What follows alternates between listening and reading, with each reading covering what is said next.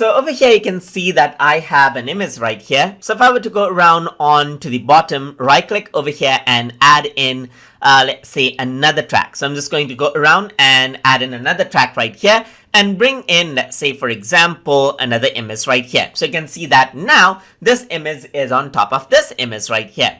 So now what we can do is work around with something called blend mode so that we can see through the images in different ways. So for example, I'm going to go around onto the image layer that is on the top, and then I'm going to click on the filter option. So to do that, I'm going to go around onto view and enable out filters. So you can see that we get the filter right here. So once we get to it, we can press the plus button right here, and I'm going to search for blend, and here you go. There is the blend mode, as you can see right here.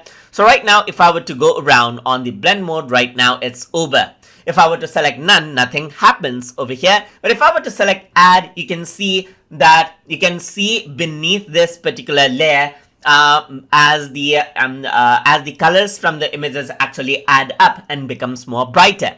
If I were to select out saturate right here, then what happens is that the saturation information from the bottom layer and top layer combines right here. Similarly, you can go around and then multiply to actually mix out the colors so that it actually darkens. And you can go around, screen it out so that it lightens again. So this add and screen is simply a different method of lighting everything out. So you can go around with overlay, as you can see right here. You can go with darken.